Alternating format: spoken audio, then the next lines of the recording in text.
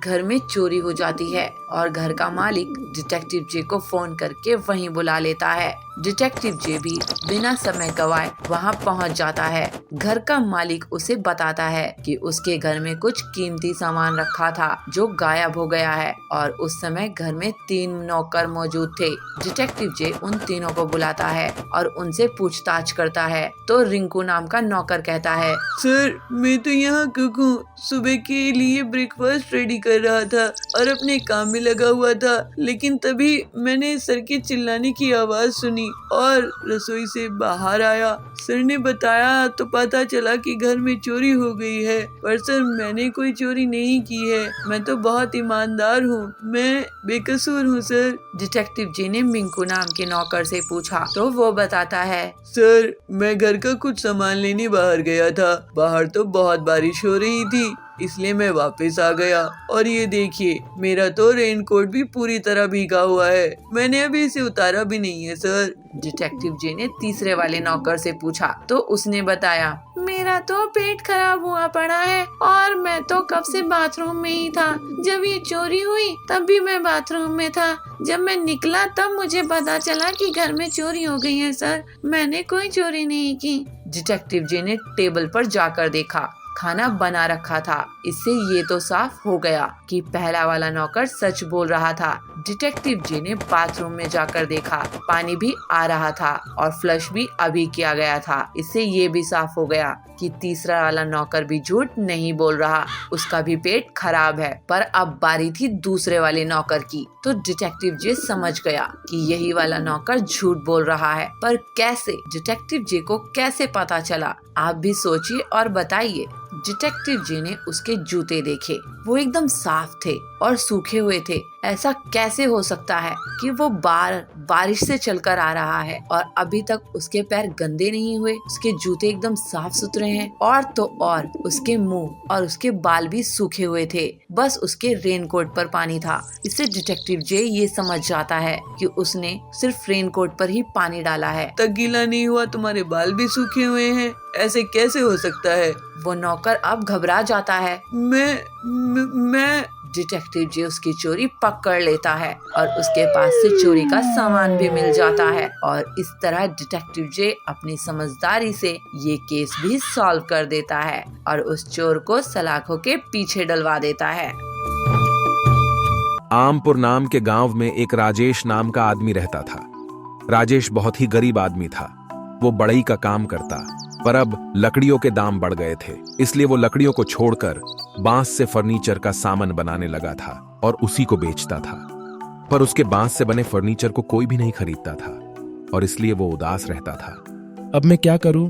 सोचा था बांस का फर्नीचर बेचूंगा तो अच्छे पैसे मिल जाएंगे, पर यहाँ तो कोई फायदा ही नजर नहीं आ रहा है। तभी उसकी पत्नी आती है और कहती है, सुनो जी, अभी मकान मालिक आया था, वो किराए के पैसे मांग रहा था। मालूम है सुषमा, वैसे मैंने तुम्हें कुछ पैसे दिए थे, वो दे दो जरा।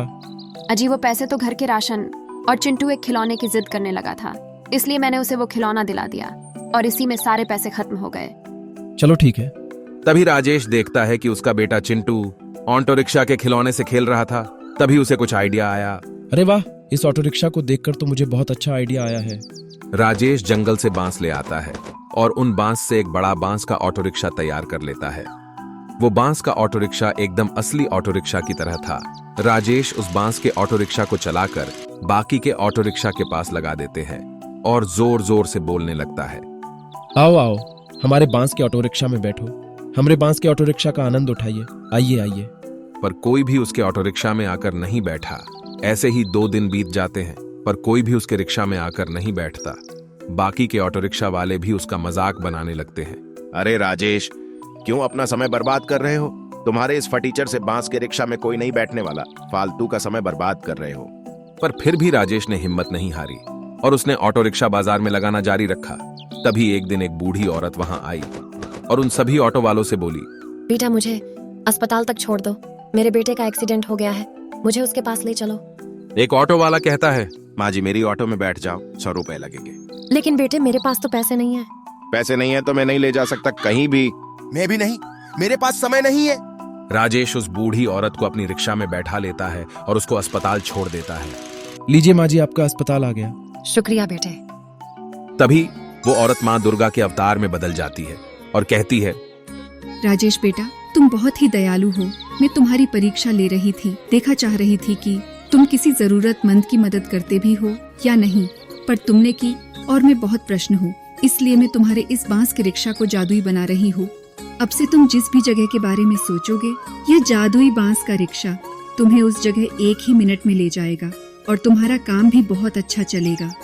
ऐसा कहकर माता दुर्गा अंतर्ध्यान हो जाती है और राजेश का रिक्शा सच में जादुई हो जाता है। राजेश अपने घर के बारे में सोचता है और वो 1 ही मिनट में अपने घर पहुंच जाता है। ऐसे ही अब उसका काम भी अच्छा चलने लगता है। अब गांव के हर आदमी उसके ही रिक्शा में बैठा करते थे, क्योंकि वो बहुत ही कम समय में कहीं भी पहुंचा दिया करते थे। एक दिन एक औरत उसकी ऑटो रिक्शा में बैठती है। बेटा थोड़ा जल्दी करना। माँ जी 1 ही मिनट में आप पहुंच जाएगी। राजेश 1 ही मिनट में उस जगह पहुंच जाता है। वो औरत उसे खुश होकर 100 रुपये देती है। बेटा मैं दाई हूँ और तूने मुझे समय पर पहुँचा दिया। उस दाई ने एक बच्चे को दुनिया में लाया। राजेश भी यह देख के बहुत खुश था। अब ऐसे ही वो अपनी जादुई बांस की ऑटो रिक्शा गरीबों की मदद में लगता था। एक दिन आचार्य जयसूर्या अपने शिष्यों के साथ कुटीर में बैठ के उनको कुछ समझा रहे थे। इतने में वहाँ पर राजा अजातशत्रु आ पहुँचते हैं और आचार्य से कहते हैं, प्रणाम आचार्य, जब से मैं आपका अनुयायी बन गया हूँ तब से सभी लोग मेरे सीधेपन का गलत फायदा उठा रहे हैं। आपका अनुयायी बनने से पूर्व सभी लोग मुझसे बहुत डरते थे, क्योंकि मैं पहले बहुत क्रूर था और किसी को भी मृत्युदंड देने में एक क्षण भी नहीं लगता था। परंतु अब आपका अनुयायी बनने के बाद मेरा मन इन कामों को करने के लिए तैयार नहीं होता है और मैं सभी लोगों को प्रेम देना चाहता हूँ, लेकिन कुछ लोग इस चीज का गलत फायदा उठा रहे हैं और इससे मेरे प्रजा को खतरा है और मेरे शासन में दिक्कत आ रहा है। अब आप ही बताइए कि मैं क्या करूं? राजा की बात से आश्चर्य आचार्य ऐसे कहते हैं, तुम्हें इसका उत्तर मैं एक कहानी से देता हूँ। एक बार आचार्य का एक शिष्य एक गांव से गुजर रहा था। उस गांव में बहुत ही बड़ा पीपल का वृक्ष था। शिष्य सोचता है कि बहुत देर से चलते चलते हो गया है, अब कुछ देर के लिए उस पेड़ के नीचे आराम ले ले। शिष्य उस पेड़ के नीचे बस आराम करने के लिए बैठ ही रहा होता है तो कुछ लोग उसे रोक देते हैं और उसे कहते हैं कि ठहरो, वहाँ पर मत जाओ। वहाँ पर एक जहरीला सांप रहता है जिसने बहुत सारे लोगों को डस लिया है और वह बहुत सारे लोगों की हत्या का पाप भी अपने सर पे उठाया है और वह इतना खतरनाक है कि जो भी उसके सामने आ जाता है वो उसे जीवित नहीं छोड़ता। तो आचार्य के शिष्य मुस्कुराते हैं और इस व्यक्ति से ऐसे कहते हैं कि एक दिन तो सबको मरना है, तो अगर मुझे आज मरना है तो इसमें कौन सी बड़ी बात है। आप मेरी चिंता ना करो और मुझे जाने की आज्ञा दें। और वह शिष्य वहाँ पर आराम करने के लिए पेड़ के नीचे चला जाता है और वहाँ पर अपना आसन बिछाकर बैठ जाता है। कुछ ही क्षण में वह जहरीला सांप उस शिष्य के सामने आ जाता है और उसे कहता है कि हे व्यक्ति, क्या तुम्हें मुझसे डर नहीं लगता और क्या तुम्हें पता नहीं कि यह मेरा इलाका है और यहाँ पर आने की किसी की हिम्मत नहीं होती। तो वह शिष्य उस सर्प से बड़ा ही प्रेम पूर्वक कहता है, हे भाई, इसमें डर वाली कौन सी बात है। तुम जो भी करते हो वो इसलिए तो करते हो क्योंकि तुम्हें डर है कि कोई तुम्हें मार न दे, इसलिए तुम दूसरों को डस देते हो। मुझे किसी बात का डर नहीं है, ना मुझे मृत्यु का भय है और ना ही मुझे जीवन की लालच है। कोई मुझे नुकसान पहुंचा ही नहीं सकता है, तो मैं तुमसे क्यों डरूं? सर्प को इस शिष्य की बात सुन के गंभीर आघात होता है। उसने आज तक ऐसे व्यक्ति देखे ही नहीं थे जो उससे नहीं डरता हो और उसे मारने की कोशिश न करता हो। उसके बाद वह सर्प उस शिष्य के चरणों में लौट जाता है और उनसे कहता है कि प्रभु, मैंने आज तक जो भी किया वो मैंने अपनी जान बचाने के लिए किया है, क्योंकि अगर मैं इस तरह का रूप धारण नहीं करता तो लोग मुझे जीवित नहीं छोड़ते।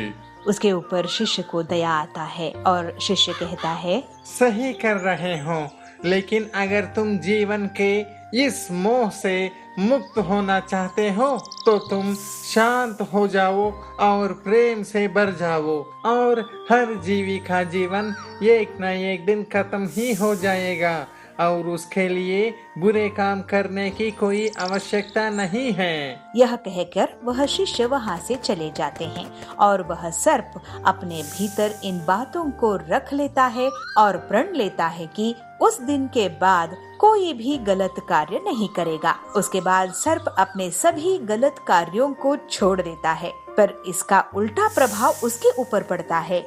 जो लोग उसे देखकर डरते थे अब उसके सीधेपन का गलत फायदा उठाने लगे। अब सभी लोग उसे छेड़ते थे और उसे चोट पहुंचाते थे। अब वह सर्प बहुत दुखी हो गया और बहुत ही ज्यादा चोटों से खून से लथपथ रहने लगा।